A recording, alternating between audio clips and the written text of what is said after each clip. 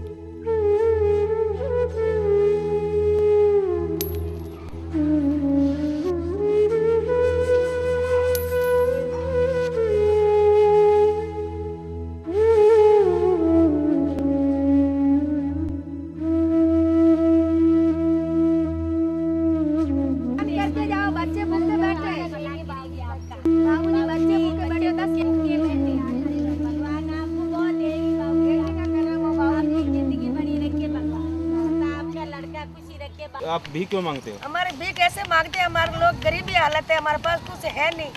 कैसे पढ़ाए? कुछ होने से पढ़ाए लिखाए जाते, कोई जगह नहीं, जमीन नहीं। हम लोग झुग्गी लगाई, झुग्गी झोपड़ी में रहने वाले, दूसरों की जगह में। हम लोग, हमारे पास क्या है, क्या गुंजाइश हम पढ़ा सकते हैं बच्चों को? हमारे बच्चे तो ऐसे ही जिंदगी बर्बाद है, हमारी भी जिंदगी बर्बाद है। हमारे पास कुछ गुंजाइश नहीं है, ऐसे बच्चे खाएंगे, ऐसे कमाते खाते। कोई हमारी मदद कोई अच्छी तरह करता तो हमारे बच्चों की जिंदगी बढ़ जाए, कोई हमारे बच्चों को पढ़ाए लिखाए, कोई हमारे बैठने का ठिकाना नहीं। अभी तो सरकार फ्री में पढ़ा रही है। अरे अभी तो कुछ भी नहीं, 2-4 दिन हमारे रहने का कभी वहाँ उठा लेते, झोपड़ी कभी वहाँ उठा लेते, हमारे पास कुछ है ही नहीं। जो सरकारी स्कूलों में पढ़ाते हैं तो सरकारी स्कूल में तो जब पढ़ाएंगे हम कहीं हमारा रहने का ठिकाना होएगा जब ही। अभी 10 दिन यहाँ झुग्गी लगा दी, दूसरी जगह लगा ली, हमारे लिए जगह दी। हमारे पास में झुग्गी झोपड़ीदार है, यहाँ से झुग्गी उठा ली, दूसरी जगह लगा ली, दूसरी से उठाई, तीसरी जगह लगा ली। हम कहाँ बच्चों को पढ़ाएंगे? कौन सी सरकारी स्कूल में डालेंगे? इनकी दुनिया से परे भी एक दुनिया है, जहाँ पैसे वाले लोग हैं। वहीं दूसरी ओर हर माँ बाप अपने बच्चे को पढ़ा लिखा कर एक बड़ा इंसान बनाना चाहते हैं। उनकी हर छोटी बड़ी इच्छाओं को पूरा करना चाहते हैं। ये बच्चा जिसके पास तन ढकने के लिए भी पूरे कपड़े नहीं हैं, ना ही खाना है, ना ही पीने के लिए पानी, बस जो मिला उसे जीवन अमृत समझकर पी लिया। ये बच्चा अपनी ही धुन में है। अक्सर ऐसे बच्चे अधिकतर बस स्टैंड, रेलवे स्टेशन पर भी भीख मांगते हुए देखे जा सकते हैं। ना खाने की सुध है, ना पहनने की। बिना किसी की परवाह किए बिना बस अपने ही धुन में चलना और अपने नन्हे नन्हे हाथों में पत्थर से संगीत पैदा कर खाने के लिए पैसे बटोरना।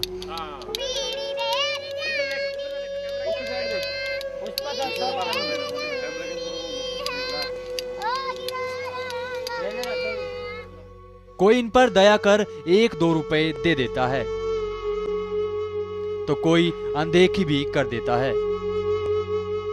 आखिरकार इनका कसूर क्या है? ये गरीब परिवार में जन्मे या भारत देश में, जहां सरकार दावा तो करती है सुविधाओं का, पर क्या वो सुविधाएं इन तक पहुंचती भी हैं? अब कौन इनकी सुने और किसे ये अपनी दशा सुनाए? जब पेट की भूख मिटाने के लिए इतनी कड़ी मशक्कत करनी पड़ती है तो जरा सोचिए अपने अधिकारों के लिए इन्हें कितनी मुसीबतों का सामना करना पड़ता होगा। क्या दूसरे बच्चों की तरह इन्हें शिक्षा का अधिकार नहीं है? क्या इनके भाग्य में सिर्फ भीख मांगना ही लिखा है? जब इन बच्चों का बचपन ही ऐसा है तो सोचिए इनकी जवानी कैसी होगी। ये सोचने का विषय है। इसमें इनका दोष है या समाज का, जो इन्हें दूसरों के सामने हाथ फैलाने के लिए मजबूर होना पड़ता है।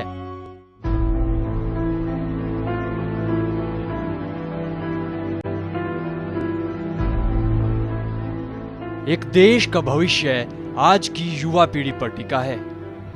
जैसी युवा सोच होगी, देश का भविष्य भी वैसा ही होगा। तो अपनी सोच को बदलिए और इन बच्चों के भविष्य के बारे में सोचिए।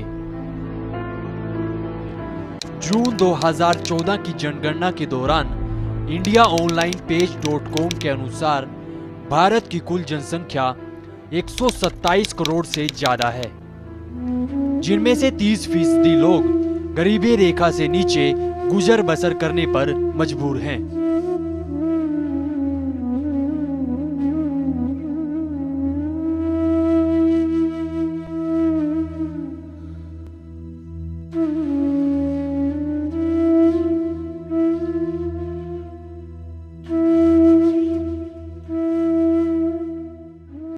जरा सोचिए, अगर इन 70% लोगों में से हर कोई अपना एक कदम इन मासूमों के लिए बढ़ाए तो सोचिए कितने कदम बढ़ेंगे।